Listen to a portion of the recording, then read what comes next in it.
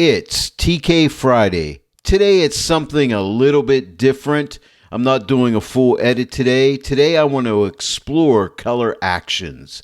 I've used many of these color actions in previous tutorials, but today I really wanted to kind of get into them, see what they're all about, and this could be a nice resource for you to look back at. I'm also going to be providing PDF notes that you can download, and then you can look at these notes and discover what each one of those actions can do for you.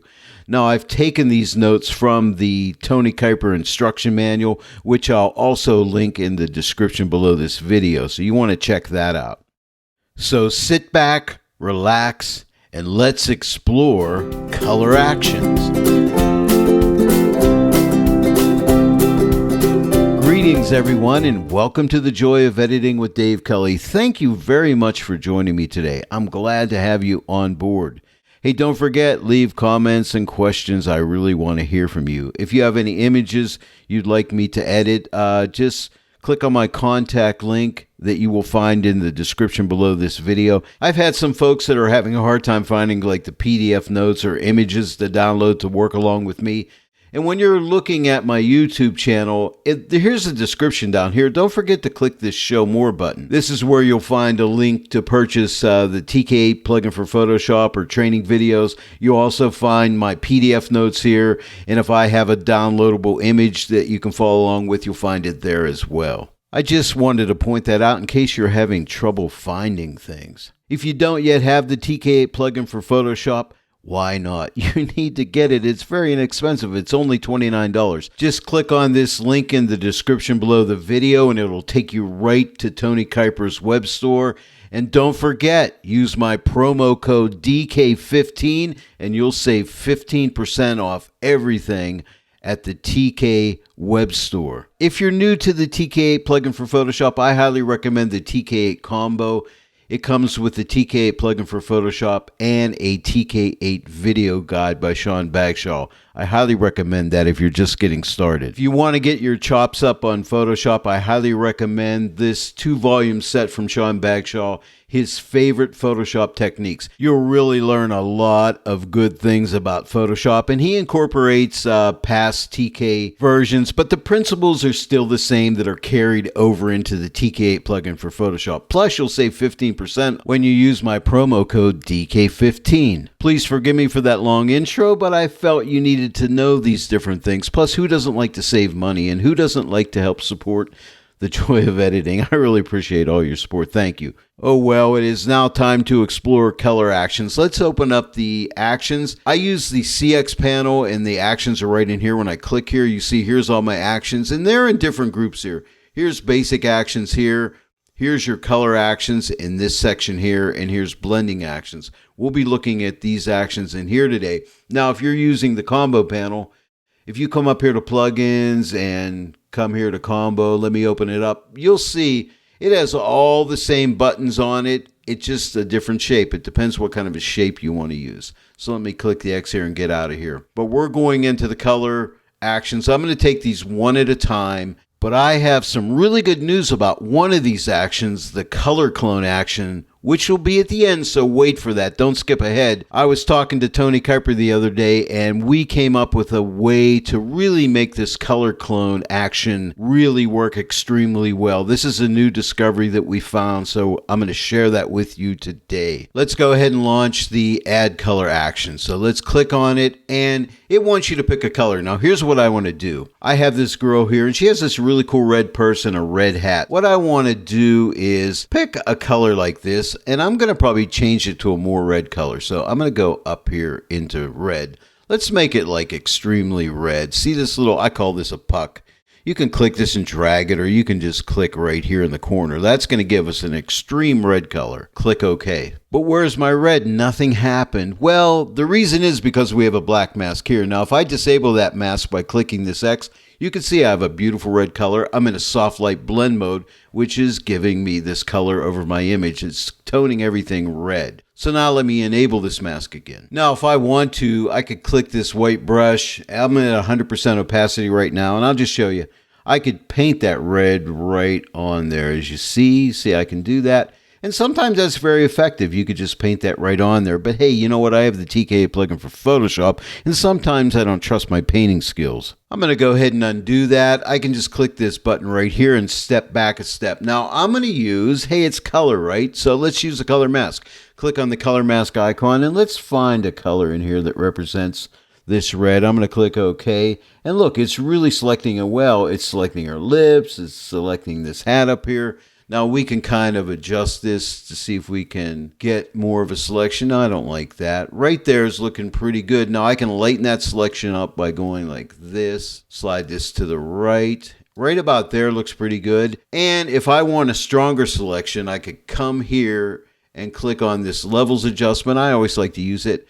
And I'm going to take this mid-tone slider and slide it to the left and lighten everything up a good bit. I can even take the highlight slider and slide it in. I want to maintain detail in here. Now, if I take the shadow slider and drag it to the right, I can make sure I'm really isolating that. And I've made myself a really nice mask here. Now, what I can do is output this to a black mask. It already had a black mask on it with a white brush, painting through a selection, and now I can paint. And I want a strong color. I'm just going to paint it 100%. You can start out at 50% and build it up 20%, whatever you want. But let me go ahead and make a bigger brush here. And look, I can paint on here. I can be very sloppy, and I have a really good selection there. So look, I'm painting her purse red. Let's give her a matching hat. We'll paint her hat red as well. Look at that. Isn't that cool? Now, here's something really nice we can do. We could come here and double click. Our color picker comes up and we can say, let's try some different colors on her. We may like that color or whatever, you know, maybe more blue, purple, but I think I'll stick with red. So you can go and alter things. I'm just going to click OK. Isn't this add color a great action? Let's make her hair a little different color. So let's go ahead and add another add color action. Again, we're going to have a black mask. Let's pick hair color here. Let's make it a little bit more saturated. I'm just going to come straight over here like this and click OK. And again, I could just paint it on, but let's go ahead and use a color mask and let's click on some of this tone right here and see if we can make a mask.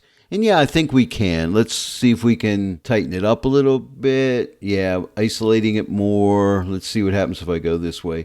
How do I know which way to go? I don't. I just experiment and play. Let's see if we can lighten it up a little bit. And I think that's good. And I will go into levels and maybe take the shadow slider and bump it in. So I make sure I'm not getting things that I don't want. Maybe I'll lighten up the mid-tone just a little bit. Even tighten this shadow up a little more. Maybe somewhere around there. All right, and let's do the same thing. I'll put it to a black mask, painting through a selection. This time I'll drop my opacity down to like 50%. And let's just see. See how I can just add some color to her hair. Isn't that cool? If I want more here, I'll just paint over it a second time. It'll just add to that color and maybe down here and over here and up here one more time. Now let's take a look. Here is the before. And here is the after. Let's take a look at the overall before and after. Here's the overall before, and here is the after. So I like it. If you need to fine tune, you can go to any one of these layers and pull back the opacity and dial in just the amount that you want. So don't forget, that's a critical step. Before I move on, I want to tell you something about the notes. These notes are from Tony Kuiper, but I've also added some notes myself in addition to Tony's notes, which I think will really help you. And they should be the ones that are highlighted. This can be a nice resource when you want to work with color actions. Next up is paint contrast. I love paint contrast. Let me know in the comments section below what your favorite color actions are. Now, to break this down, it starts out, it defaults at middle gray, and that's designed by Tony Kuiper. This at middle gray lets you paint overall contrast. Lighter tones will get lighter and darker tones will get darker. Let me go ahead and use middle gray. I'll click OK. I'm going to get a decent sized brush here, and at 50% opacity, I'm just going to paint over these cool little kitty cats. Now notice also we're in a hard mix blend mode here. But as you can see, I'm painting contrast on here. Let's see. Maybe I should have went to 100%. Let's take a look at the before and after. Here's before and here's after. Yeah, you could see it. Let me paint over those guys, those cute little, cool little cats one more time. Hey kitties, how you doing today? Everything going well? You all look pretty happy. Okay, so here we go. Here is the before and here's the after. And this is a pretty forgiving action. I'm just hand painting this. Now here's a great tip for you. Let me add another paint contrast first before I give you the great tip. I'm just going to take the middle gray and click OK. But here's a little tip. You can paint with a black brush or a white brush. If you paint with a black brush, you'll only target the dark colors. If you paint with a white brush, you'll only target the white. So if you really want to bring out the dark tones, click on the black brush. Now I have a new layer here, paint contrast layer. I'm going to drop my opacity to 40%. And you notice when I paint over darker areas, see how things just get darker and that contrast pops. And I love that. And I can just paint wherever I feel like. Like, I think this little cat needs some darkness here, and maybe I'll paint a little bit on this cat right here. Check it out. Here's the before and here's the after. Let's do it again. This time we'll get another paint contrast. We'll click OK. Now let's grab our white brush. I'm still at 40% and we'll paint over lighter areas like up in here over the eyes and so on. And see how the light tones just start to pop. And you can just hand paint it. And lift your brush and paint again. You'll add more. Let's paint on this guy, his little whiskers. He's so cute. Over his eyes a little bit here. And maybe just a little bit on this little kitty. Now here it is again. Here's the before and here's the after. Now let's put these all in a group. I have the top layer selected. Hold the shift key down. Click on the bottom layer. Click on the right side of this group icon. And you could label this paint contrast if you want. But look, we can take the overall opacity and adjust it. And then we could come into the group and click on each one of these individual layers and adjust their opacity as well. And here's another little tip for you. If you want extra contrast, see the fills at 15%. And again, we're at a hard mix blend mode. Now this is the overall contrast. If I want more, I can take this and drag it to the right. And see how I can really jack up the contrast. Now that's way too much. But I recommend staying like between 15 and 30%. I'm going to go back to 15%. But that is a tip. And that is paint contrast. But wait, there's more. I'm going to add another paint contrast layer. And what I want to do is sample a color in here on this cat. It's right here, but let's add more saturation here. You can paint contrast with color. And I'm still at 40%, but look at this. I can paint contrast here. And on this cat, give him maybe a little bit more here.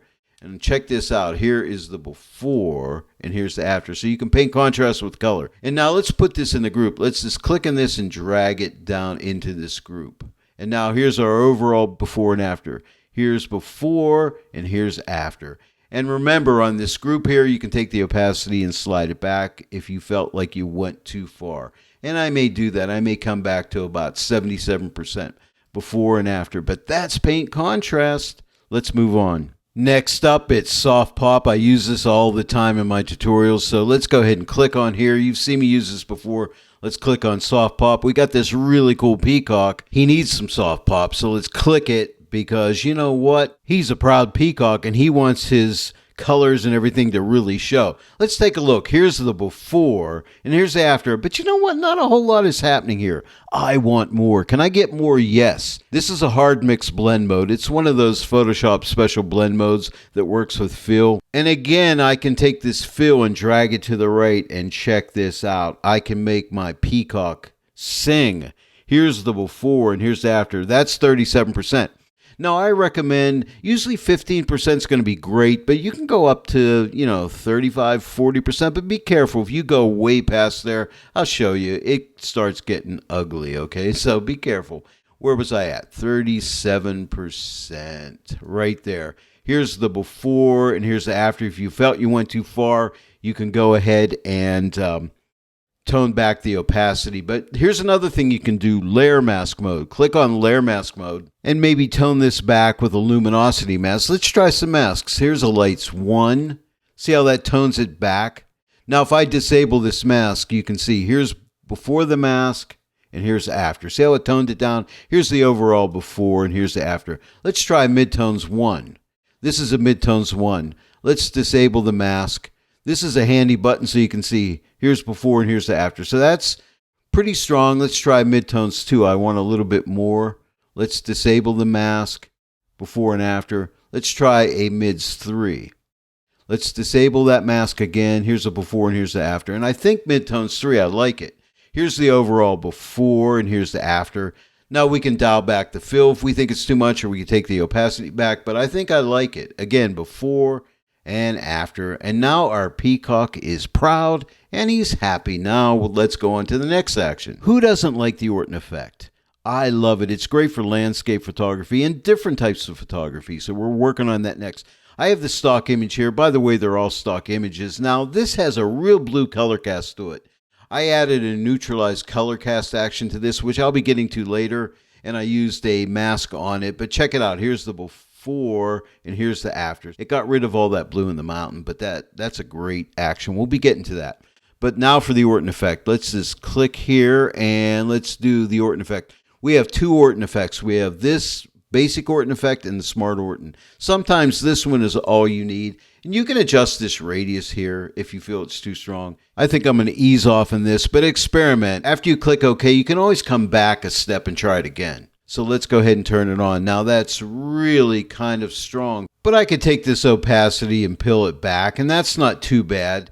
But what if I didn't want it over the overall image? So we could go into layer mask mode and try this. But here's a little tip for you. Right now the Orton effect's on it. If I don't want to base the layer mask mode on the Orton effect, I can throw a black mask on here by clicking this icon, and that hides the effect. Now when I click layer mask mode, it's going to base its luminosity masks off the original image. Very important tip for you. Tony Kuiper points out in his instruction manual that lights and midtones seem to work best with Orton effects. Let's try a lights 1. Nah, I don't like the sky. So let's try midtones. Here's a mids 1, here's a mids 2, and here's a mids 3. I don't like the sky. Let's try mids 2 again. Yeah, I think that looks pretty good. Here is the before and here is after, and I like that. And if it's still too strong, we can take this opacity and drag it back a little bit. But let's take a look again. Here is the before and here is the after. Now that is the Orton effect. Are you ready to step up your Orton effect game? Well, let's try. Let's click on TK Actions. Let's try Smart Orton. Now we got a lot of control here. Again, we can adjust the radius, but we can adjust the radius after the fact. Let's take the default and click OK. And you'll notice this is in a group with a bunch of layers here. Now let's go over these things. Here's the overall before and the after. Looks pretty good, but we can do some tweaking here. We can adjust the highlights. Let's click on highlights. You'll see it's in a screen blend mode at 100%. If your highlights are too hot, all you have to do is take the opacity slider and drag it back and tone that in. That's part of the smart feature. And then shadows blur. If you didn't like the amount of the Orton effect, you can double click here on Gaussian blur and you can pull this back if you want to. I kind of like it, so I'm going to leave it, but you can readjust. I'm just going to click OK. Now let's take a look at this next layer called Unblur. Let's click on it. It looks like it's a 50% gray layer in a linear light blend mode, defaulted at 40%. If you drag your opacity slider to the right, you can add more sharpness to your image and see how the image is getting sharper. Or if I drag it to the left of 40, I can add more blur. So we can increase that Orton effect by dragging this to the left. And I kind of like it increased right about there. Now, we also have an adjust contrast. So if we click on this, I'll double click on this icon. It's a curves adjustment layer. You can make an S curve in here, or a lot of times what I like to do is click on presets, and like on this, I want to just increase the contrast. This is, well, that's way too much. I clicked on the wrong preset. What I want is linear contrast. It's a very gentle contrast bump. I'll show you. Here's the before and here's after. Just a little increase in contrast. Let's analyze the image. Let me get rid of this properties panel. You know, my shadows are becoming blocked up. So what do you think I can do? Well, if you're thinking add a mask to the group, Dave, a luminosity mask, you're correct. So let's click on the group here. If you recall from the regular Orton effect, I told you it's a good idea to put a black mask on that group to hide the effect. This way the luminosity mask will be based on the original image. Now let's go into layer mask mode. Now the shadows are blocked up and we see no Orton effect right now. So let's try a lights 1 and see what kind of effect we get. And let's see, here's a before and here's an after. That's not bad, but I want a stronger effect.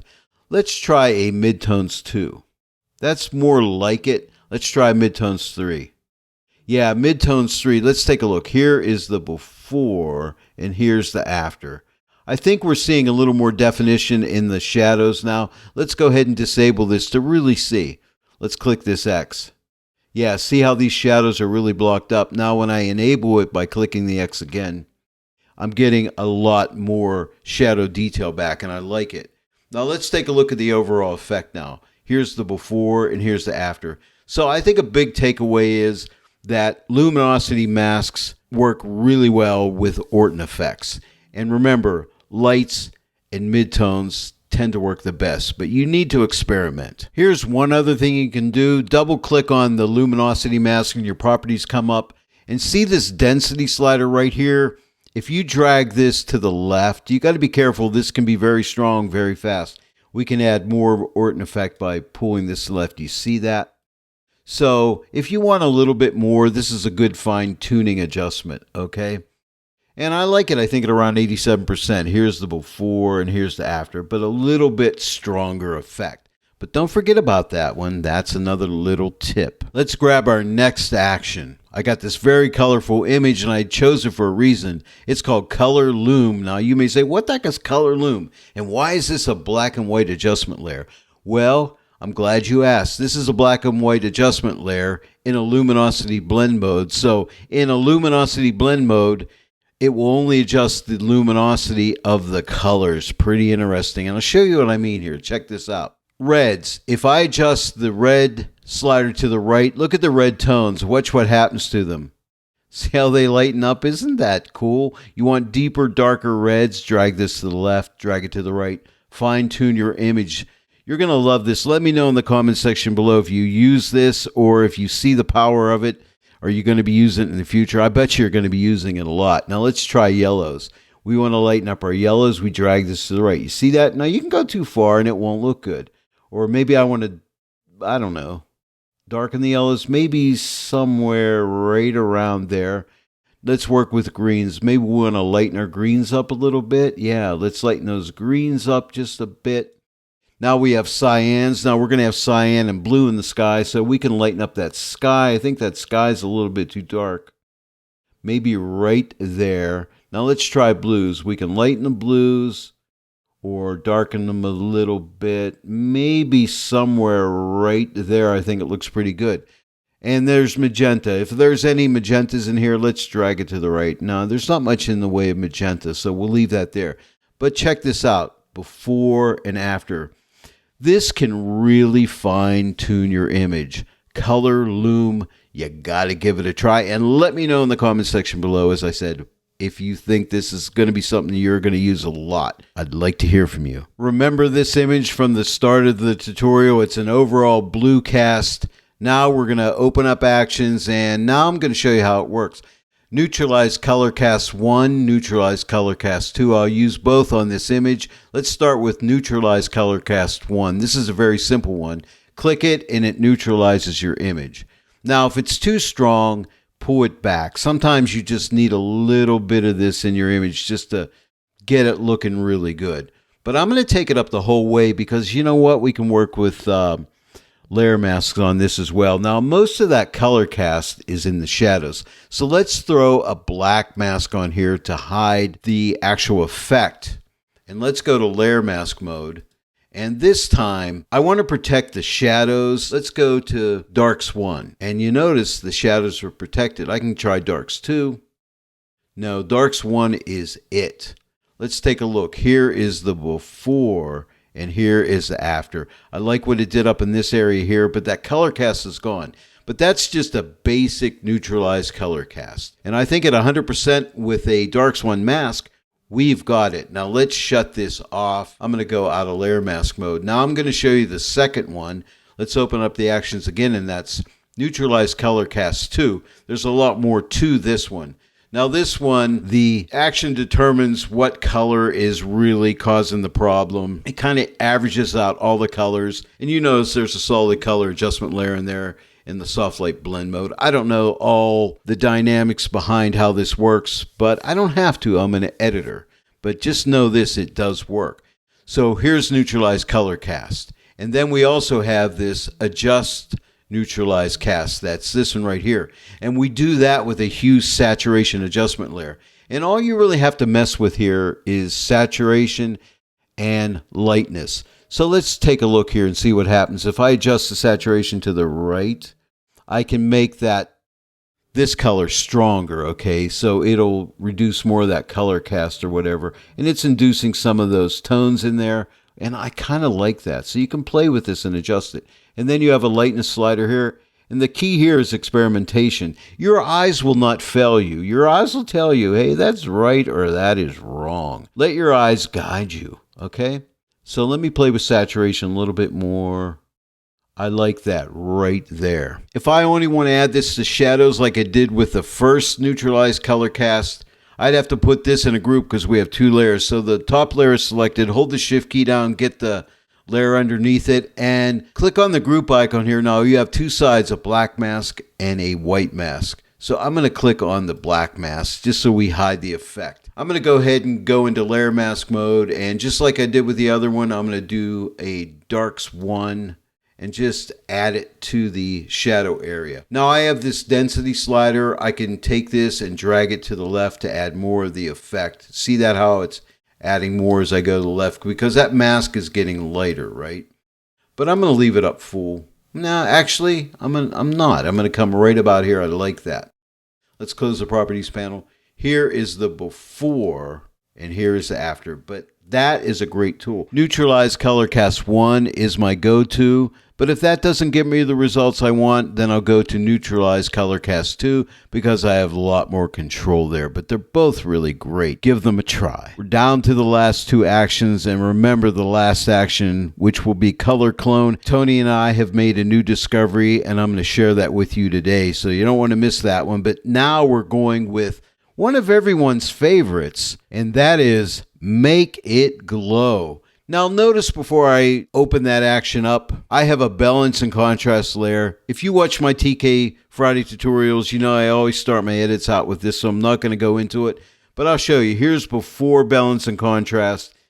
The image didn't look all that great. The sky was all blown out and everything, but after my balance and contrast, I think it looks a lot better.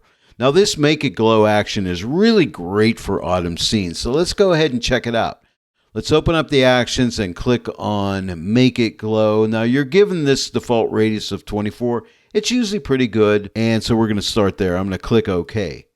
And right away we can see here is the before and here is the after, but it gives it a nice subtle glow. It's not overpowering, but it is beautiful. I mostly use this action at 100%. You can add a mask to it if you want to, a luminosity mask, but I generally don't have to. And now we are on the last action, but remember I have a discovery for you in this action. This is going to be Color Clone. Now you see this image, this is where Color Clone comes in very handy. In this water here, I'd like to see some of this blue color in these areas like in here and in here. I know these are yellow reflected trees, but I don't like it. And even this white from a cloud, I'm assuming. I'd like to add a little bit of some of these tints over it. And I want to work on some of the tree areas back in here. And Color Clone is great for this kind of stuff. But this new discovery makes this action even more effective. And you'll see here shortly. So let's go ahead and open up actions and click on Color Clone. Now a color picker comes up. And again, I want to tint these areas, so I'm going to pick a color close by, like right here, and click OK. Now, I recommend that you start out with around a 40% to 50% opacity. And I'm not even going to use any masking. I have a nice 0% hardness brush. And what I'll do is just start painting with a small brush over these areas. See how I'm just tinting that, like so. If I get into the rock, forgive me. I'm going fast in a tutorial here, so. But no, normally I would really take my time. But you see how I can, every time I lift my brush, I can retint and add a little more of the effect. And see how that's really doing a beautiful job. And now I'm going to sample this color over in here. If you hold your Option or Alt key down, you can sample. Now over the white, it won't be as strong, but it'll tint that just that little bit. I'm going to tint this tone down in here, over this area here. and it's just going to look a lot better. Sometimes, though, we'd like to be able to darken these areas a little bit, and I'm going to show you how we can do that to get a better blend. Now, I'm going to sample this color right down here, make my brush smaller, and just tone over this. Tint that up a bit. And even back here in this water here, let's add a little bit of this color that's in here over that area. And I'm trying to miss the branch there, but I may not. Forgive me if I don't. I know you guys are forgiving, and you gals are very forgiving out there. Appreciate that. And maybe sample this color. It's always good to keep sampling. That's too much. I'm going to do back step by clicking right here one more time. And I'm going to go down to about 20%. Yeah, that's going to be better, I think. Yeah, just like that. I'm going to get this color right here, option, or I'll click right here and just paint a little bit over here. I think we're pretty good. Oh, I missed an area right here. This rock here, it's under the water. Option, or I'll click here. And I'm going to go to like 40% again and just paint over this area in here. I'm using a Wacom tablet and a pen, and I think it really helps. It'll really speed up your workflow.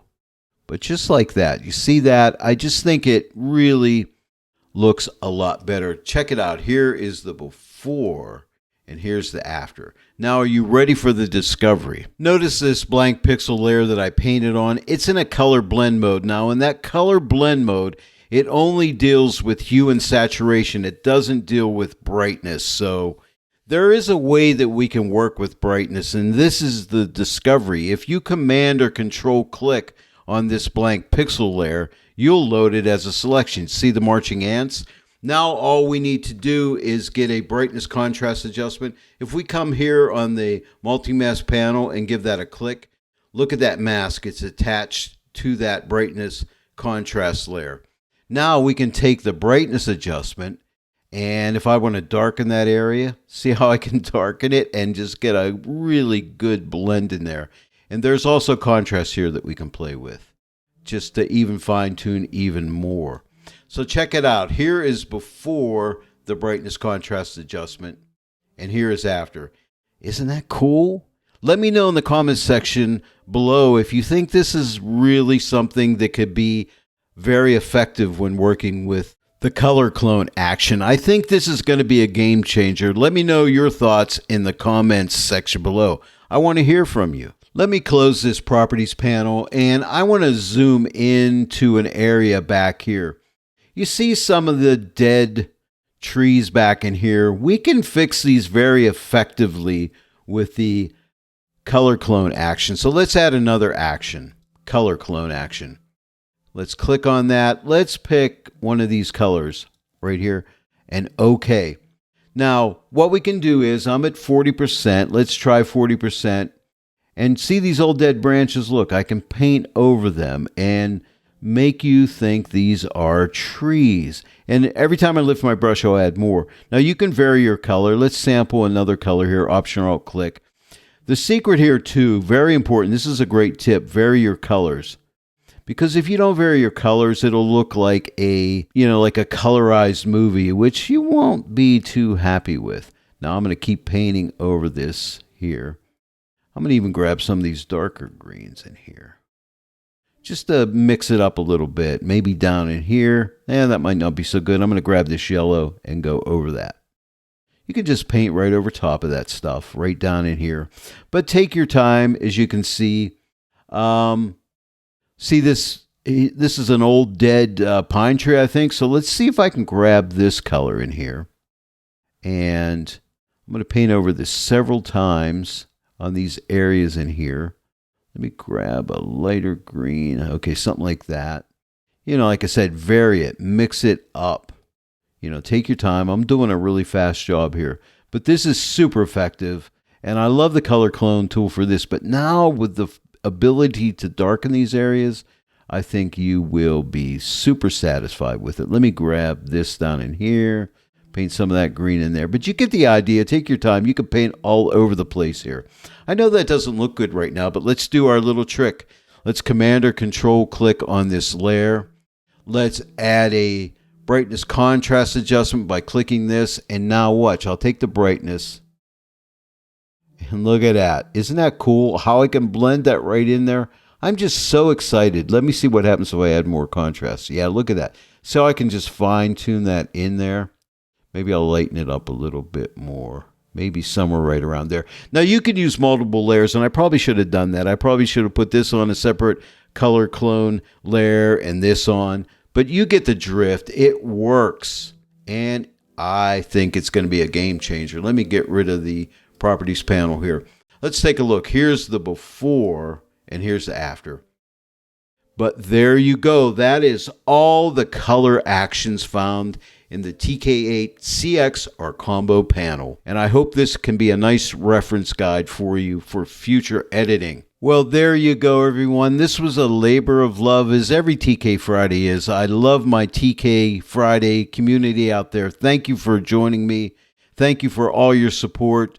If you enjoyed this tutorial today, please give it a like, give it a share, and subscribe. And click the bell notification icon, and then every time I upload a new tutorial, you'll get notified. I want to thank each and every one of you for joining me today in the Joy of Editing with Dave Kelly. I'll see you all right here next time, but until then, happy editing!